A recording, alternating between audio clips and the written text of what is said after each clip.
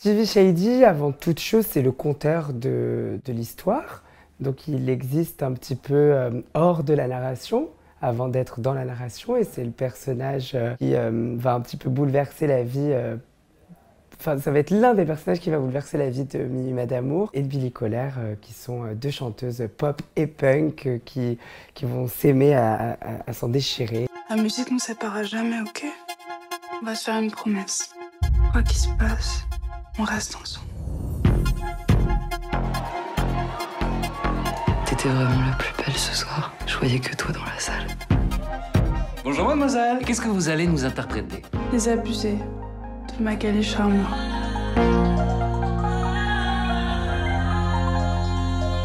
Ma petite Mimi, mais vraiment, il n'y a pas à dire, vous avez une voix, hein, mais vous n'avez aucune personnalité.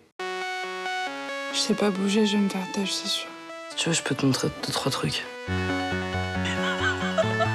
Et pendant la finale, il n'y aura plus que toi et moi. J'étais très fan d'Alexis et de son travail. J'avais découvert De la Terreur mes sœurs début 2021, mi-2021. Et en fait, quelques temps plus tard, Alexis m'a contacté pour le rôle de Stevie. Avant même de savoir de quoi le film parlait, j'avais dit oui, parce que ça faisait assez longtemps que j'avais bien envie de faire un peu de cinéma. J'avais lu, reçu, peut-être vu un petit peu des choses, très peu de choses, mais des choses qui ne me correspondaient pas trop, qui me plaisaient moins que le cinéma d'une Alexis, par exemple. Et j'ai appris, du coup, qu'Alexis avait commencé à écrire le film et avait ce personnage de conteur, et que ce personnage de conteur est devenu Stevie Shady après avoir vu une vidéo YouTube de mon temps sur YouTube, mon époque sur YouTube, une vidéo où je racontais mon renvoi de mon lycée. Et donc du coup, Stevie a été un petit peu prédestiné avec moi dans la tête. Ensuite, Alexis me propose, j'accepte directement et on est parti comme ça. Bonsoir Paris, oh baby. Je pense que le youtubeur que j'étais était jamais aussi peut-être violent et virulent qu'un Stevie Shady. Pour ça, j'ai fait de la recherche ailleurs que chez moi. On avait Pete Burns, on avait Le Masque, on avait Ursula, qui était un peu notre triptyque gagnant pour Stevie. Mais qu'est-ce que c'est que ça, Stevie? C'est ma lettre. Je lui écris toutes les semaines et elle me répond toujours avec un petit mot et une photo. Mais es-tu vraiment sûr d'être le plus grand fan de Minima d'Amour? Oui! Pas de touche. Si tu veux ma bouche, prends d'abord mon cœur ou reste sur la touche. Pas de touche.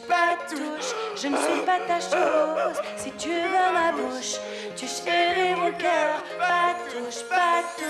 Si tu veux ma bouche, prends d'abord mon cœur ou reste sur la touche. Ce que je trouve assez marrant avec le personnage de Stevie, c'est que c'est un peu ce perso amulette qui existe un peu dans les films comme un side character auquel on s'attache beaucoup. C'est souvent les sidekicks animaux dans les Disney. Et ça, c'était souvent les personnages auxquels je m'attachais le plus. Je pense au doudou de Riley dans Vice Versa 1, qui va mourir à un moment donné parce qu'elle le laisse dans le truc des rêves et tout le monde chiale et que c'était un personnage qui n'avait pas vraiment été promu avant que le film ne sorte et qu'on découvre dedans.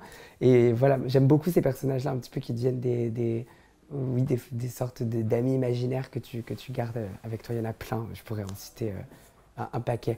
Mais aussi, voilà, c'est ce qui était fun dans le fait de jouer un antagoniste, c'était d'aller regarder dans les...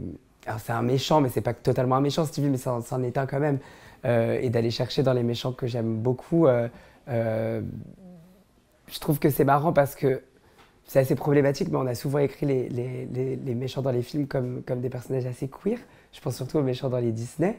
Mais donc du coup, j'ai pu me nourrir un peu de ça pour le mien. J'ai cité Ursula plein de fois, mais il y a aussi Jafar, il y avait aussi une Sharpay Evans dans un High School Musical, qui est un téléfilm, mais qui a nourri aussi un petit peu la création de Stevie, et qui sont des personnages auxquels moi je m'attache toujours en premier, avant les gentils.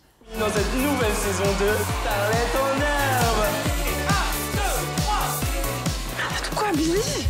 C'est bon, tu peux jouer l'hétéro dans ton clip, mais embrasse-moi, putain. Billy, tu me fais pas un drame là. C'est vraiment prête à tout pour être famous.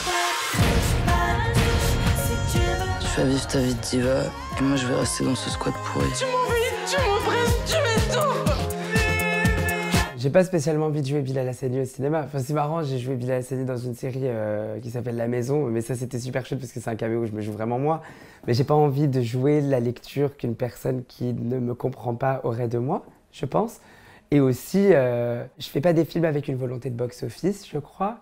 Et donc du coup, il y a beaucoup de films très très très populaires que je peux regarder, adorer voir, mais que je me verrai pas, je me verrai jamais incarner qui que ce soit dedans quand je les regarde. Et c'est des films que j'adore, hein, que j'aime vraiment vraiment beaucoup regarder, que je consomme. Mais moi, là où je trouve intéressant et cool l'idée de jouer dans un film, c'est quand l'équipe est à taille humaine et que je peux discuter avec mon metteur en scène et poser des questions et travailler, apprendre, me nourrir, parce que je suis tout petit dans ce monde-là, donc j'aimerais bien continuer de le faire avec des personnes qui ont la patience de jouer, de faire tourner des petits comme moi. Et Alexis, elle a eu la grande patience de m'apprendre vraiment, hein, le jeu sur plateau, parce que tourner dans un film, c'est quelque chose que je ne savais pas faire.